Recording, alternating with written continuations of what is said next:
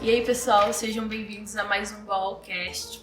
Hoje nós estamos aqui na presença do Lucas. E aí, gente? Eu sou a Dandara. Temos aqui uma convidada muito especial, Marielle. Dá um oi aí, Mari. Oi, gente. A Marielle, ela é uma brasileira da região de Americana, tem 26 anos, vive hoje numa missão na Turquia, num trabalho com refugiados. É isso, Mari? É isso mesmo. Já fazem 3 anos que eu tô aqui. Legal. 3 anos. Então, Mari, primeiramente, como que foi que...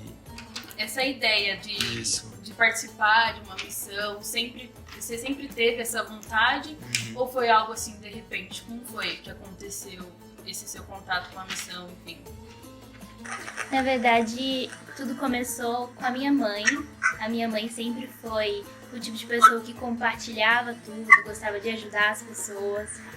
Então, a partir disso eu comecei a ter esse amor pelo outro, sabe? A ver a necessidade do outro, começar a ajudar.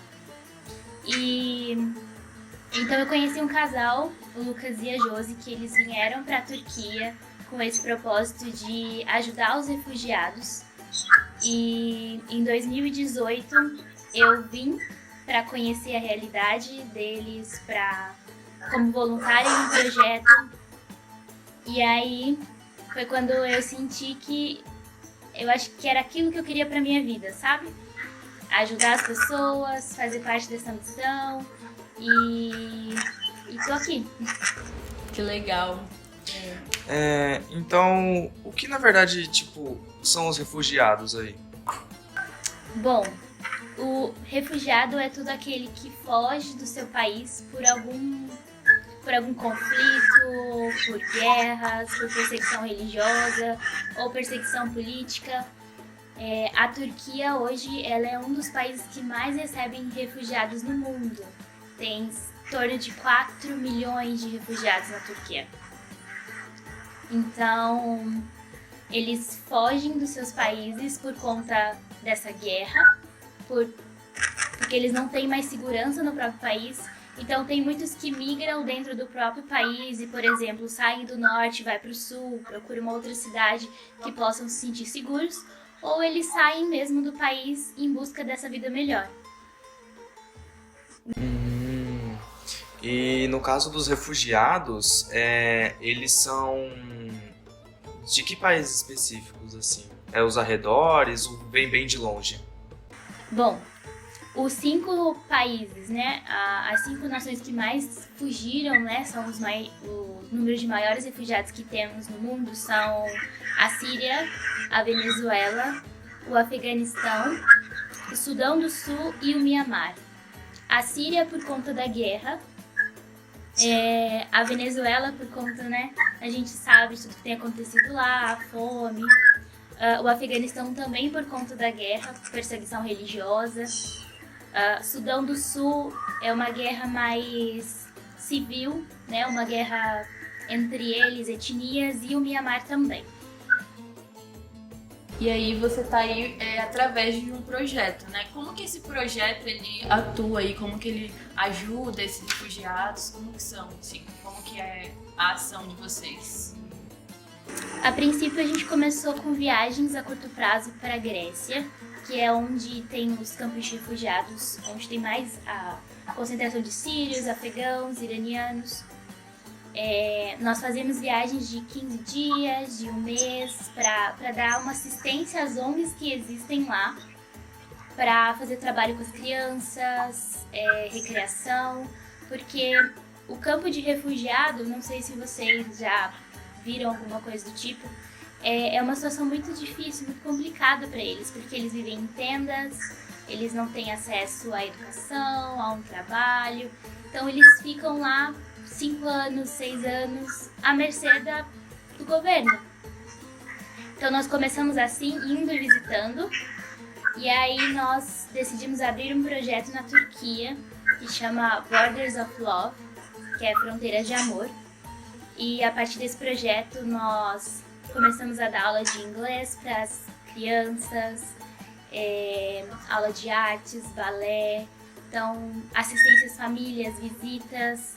Então nós temos feito basicamente isso, né? Esse assistencialismo a essas famílias sírias e afegãs. E como que a gente, nós brasileiros aqui, né, que somos tão distantes, como que a gente pode ajudar ou fazer parte desse projeto? Olha, tem como vir, né, ser voluntário a curto prazo.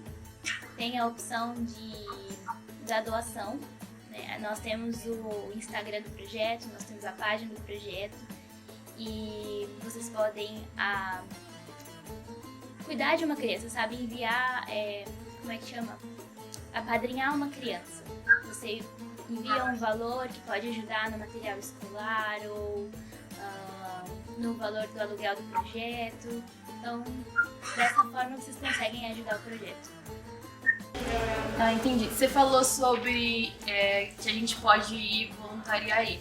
E como que é essa recepção, assim, tipo, o projeto, ele acolhe, vamos supor, brasileiros que vão aí pra ajudar, aí normalmente, como é a estadia, enfim, essa questão? Uma casa que nós recebemos voluntários e normalmente é a curto prazo, né, 15 dias, o máximo são 3 meses, que é o permitido de visto na Turquia.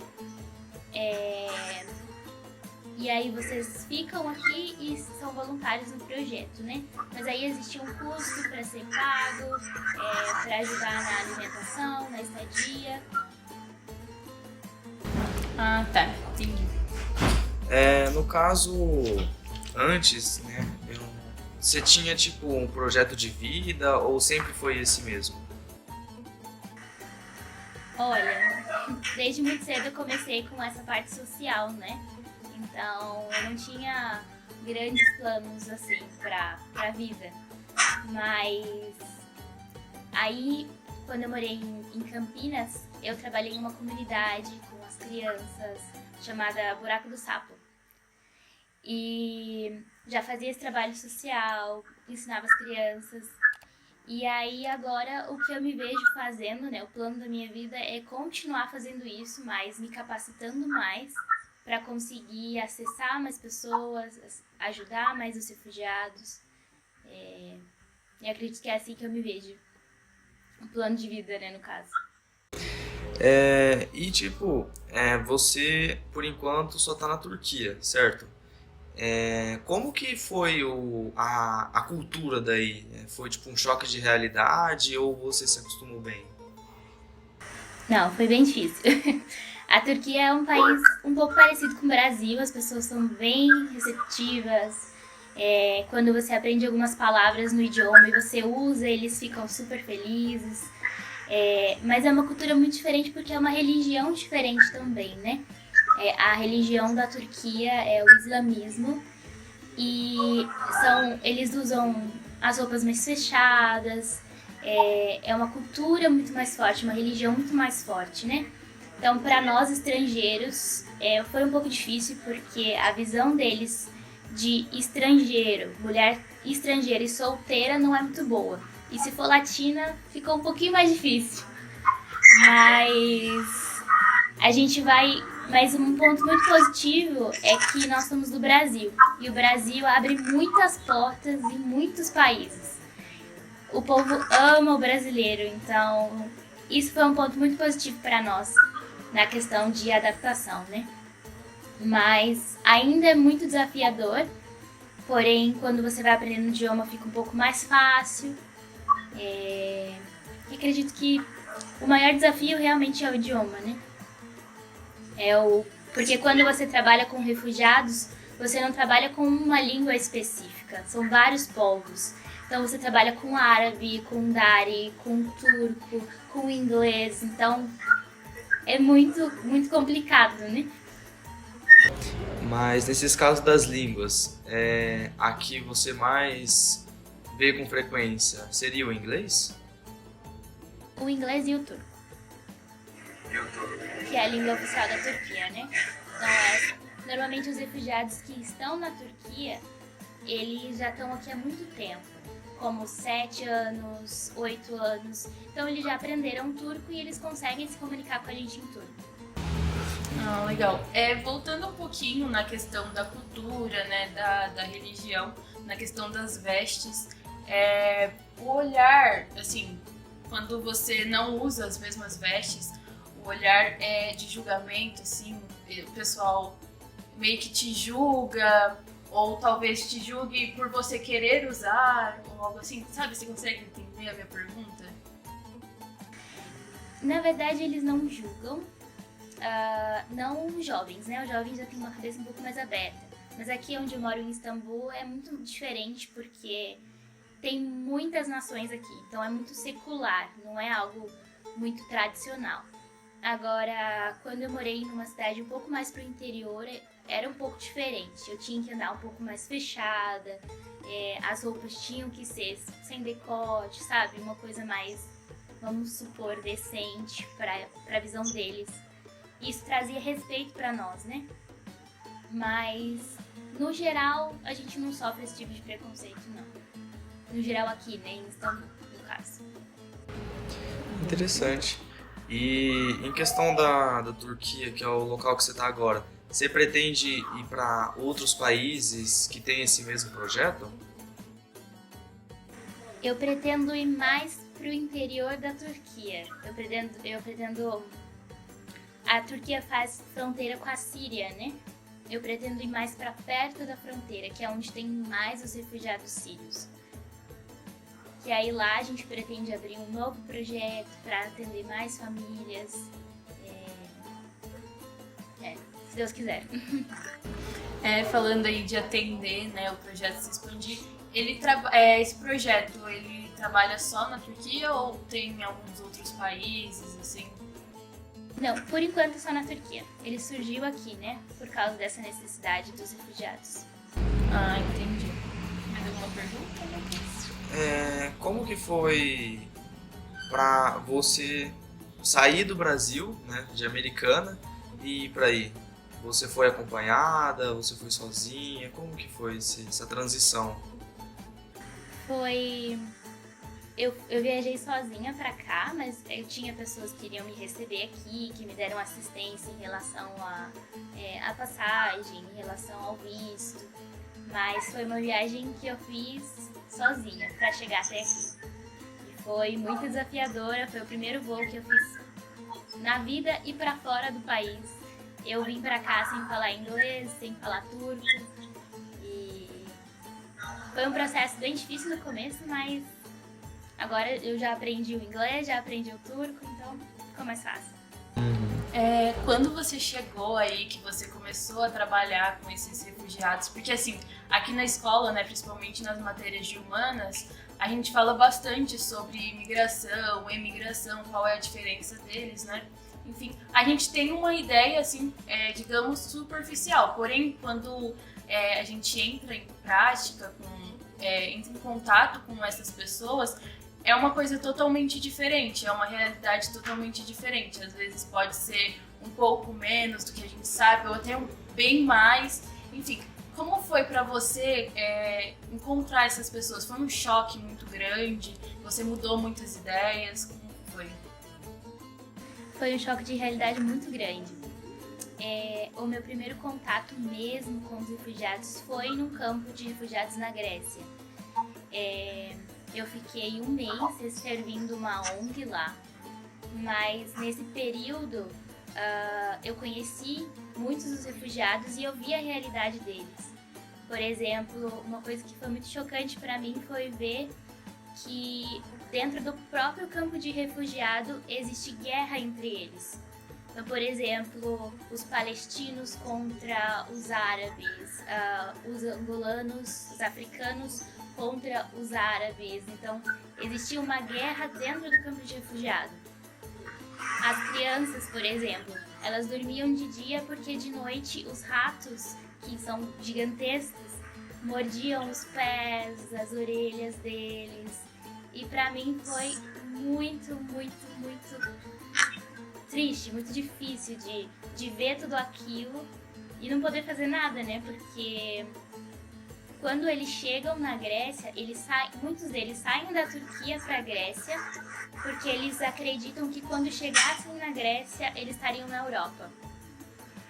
Os sonhos deles é chegar na Alemanha ou na França, um desses países da Europa que possam recebê-los. Mas essa não é a realidade, isso não acontece de verdade. Porque eles ficam presos nos campos de refugiados como 7 anos, 8 anos e não conseguem nada. Então foi um choque muito grande, E eu comecei a valorizar as coisas simples, né? Eu comecei a valorizar o meu país, comecei a valorizar a minha família, porque quando você é um refugiado, muitos deles são órfãos porque perderam os pais na guerra. Muitos deles têm cicatrizes no corpo das bombas que caíram ao lado da casa. Muitos deles perderam familiares no trajeto de 3 meses, da Síria até a Turquia, que eles fazem tudo a pé. Então, eu ouvi muitas dessas histórias dos próprios sírios quando nós visitamos. Então, foi bem chocante. Uma realidade muito diferente. É realmente uma situação que, não sei, eu não conseguiria ficar... É algo muito chocante. Eu acho que é algo que me pegaria muito, fora sabe?